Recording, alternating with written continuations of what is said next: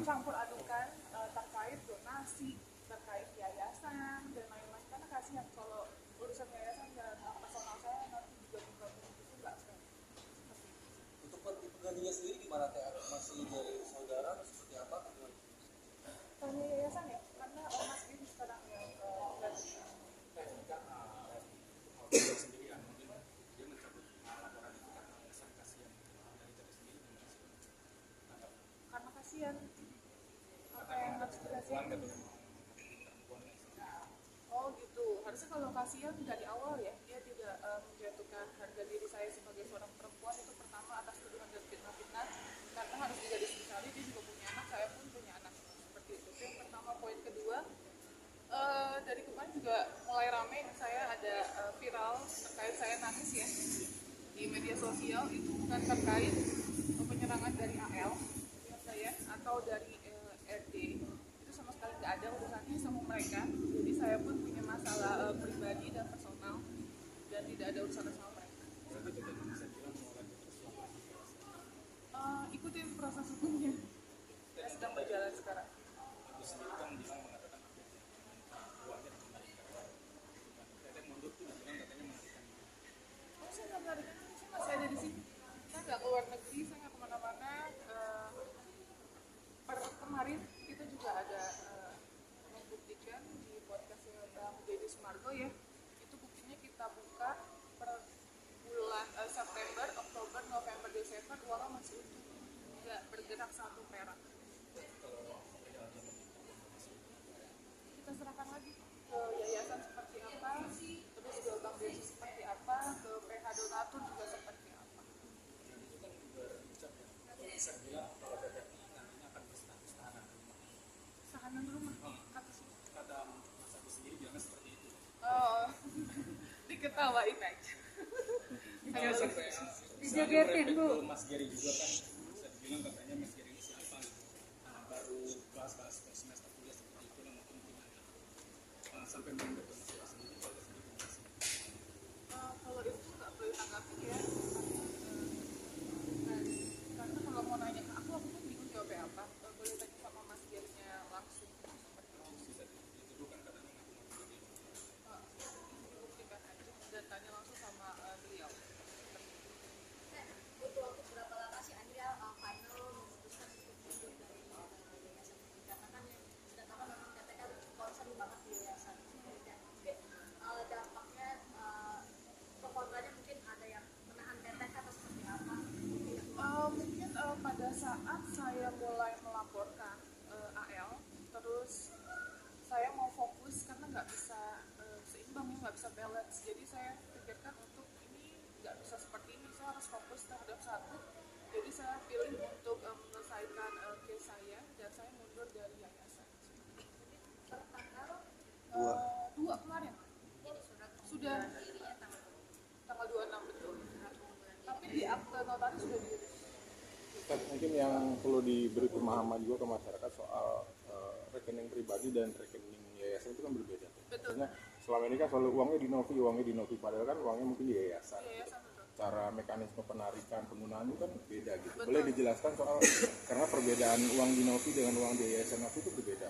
Oke, kalau uang di yayasan ya uang di yayasan, uangnya si Mas AS itu ada di yayasan bukan di saya gitu. Kalau uang pribadi saya tidak ada urusannya dengan donasi gitu. Tapi kalau bisa ditanyakan sama kalian terkait dari mana selama ini menghidupi yayasan, ya uang pribadi saya gitu, pendapatan saya menghidupi yayasan selama ini. Bahkan kita bisa pastikan lebih dari 50% penghasilan saya berikan ke yayasan untuk membantu anak-anak saya sekolah, untuk ODGJ saya rawat gitu, dan itu butuh biaya besar.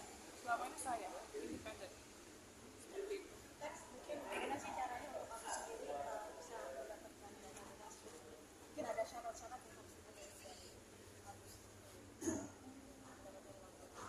Ya, jadi kan sebenarnya teman-teman saya izin ya melanjutkan. Jadi Teh Novi itu per hari ini sebenarnya per tanggal 2 sudah resmi secara sah hukum itu bukan lagi ketua yayasan, bukan juga pengurus dari yayasan, bukan pembina yayasan juga. Jadi Teh Novi tidak punya hak lagi di dalam yayasan itu. Ini memang sangat menyedihkan ya, karena memang sebenarnya yayasan itu bergerak di bidang sosial. Teh Novi berniat untuk membantu masyarakat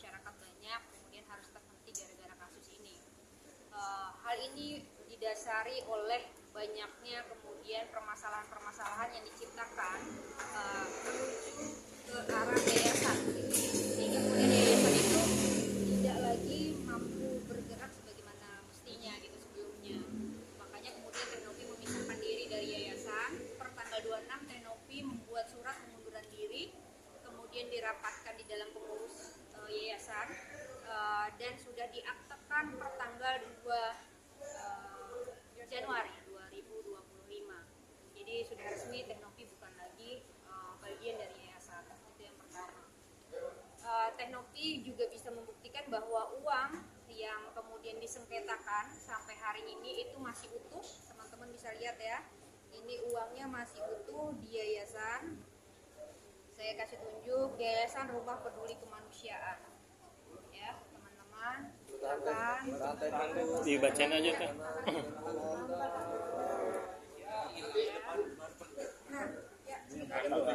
Dinominalin aja Teh Nopi. Tanggal 2 ya. Tanggal 2 sejak Teteh masih ya, dan sekarang udah tidak lagi. Nah, sekarang udah nggak bisa lagi.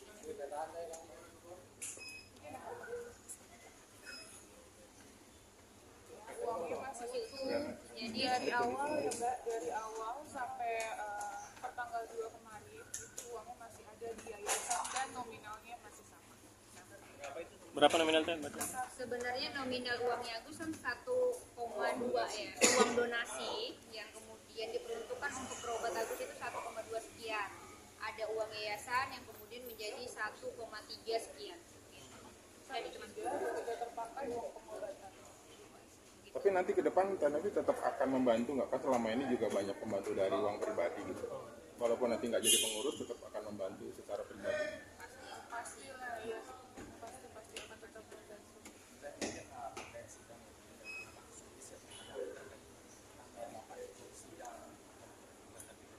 Dimana mungkin dia akan siap menghadapi semuanya. Ini kita Bergugatnya kan yayasan ya, betul, bukan kan bukan aku Tenopi. lagi ya. Kalau Tenopi nggak punya kewenangan lagi. Untuk menjawab gitu, karena bukan bagian dari yayasan tadi, sebenarnya sangat disediakan sih, karena ya yang tadi saya bilang 2021 saya berjuang sampai sekarang itu sama sekali saya pastikan tidak ada bantuan dari siapapun. Kalaupun ada donatur yang bantu, itu saya nggak pernah meminta, saya nggak pernah mengemis, tidak pernah open donasi untuk membantu ODGJ atau membantu anak-anak asuh saya dalam pembiayaan gitu. Dan satu lagi, banyak banget yang beredar sekarang ini katanya saya menerima uang money laundry, cuci uang atau uang apalah, saya nggak ngerti, uang pajak dan lain-lain. Saya pastikan dari saya mendirikan yayasan 2021 Desember sampai sekarang itu tidak ada ya. Buktikan kalau ada, penjarakan saya seumur hidup, silakan penjarakan saya. Saya pastikan itu semua penghasilan dari YouTube saya. Saya sangat sedih banget ketika ada konten kreator yang bilang berapa sih gaji konten kreator. Harusnya tidak bisa ya, namanya rezeki orang itu disamaratakan gitu. Kita punya YouTube, mereka punya YouTube, penghasilannya pasti akan berbeda, ya kan? Saya sangat sedih aja dengan statement seperti itu. Itu kok bisa disamakan dengan orang lain, itu sih. Apalagi ini yang ngomong mungkin orang terdekat kami.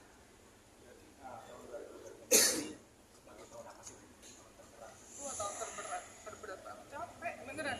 3 bulan setengah kita kayak gini. Padahal ya kita bantu orang, mungkin teman-teman di sini bisa merasakan lah ya. Ketika kita niat bantu, tapi ada aja halangannya, ada kayak capek, lelah, fisik, mental, semua. Kita udah mati-matian. Kita kan sempat nangis ketika itu mungkin ada mungkin serangan dari sisi psikologis terkait sendiri sampai nanti udah pusing katanya kalau tidak salah mungkin stres juga. Itu dari seterusnya karena mungkin dalam dirinya pada ada masalah. Capek karena banyak orang yang menyerang gitu. Misalnya tiba-tiba ada PH saya yang awalnya, terus dia bilang gak ada terdepan di media sosial dan lain-lain, tapi ternyata dia nyerang saya, terus pindah ke kubu donatur, sekarang mau pindah ke kubu AS misalnya kayak gitu. Terus tapi yang saya nggak suka, dia nyerang personal gitu loh, dan itu apa ya, kena di mental saya gitu. Itu kayak banyak oknum, bukan cuma 1-2, jadi kayak capek gitu. Mau sampai kapan juga kan kayak gini, ini uang yayasan, tapi yang diserang saya pribadi, personal saya kan aneh.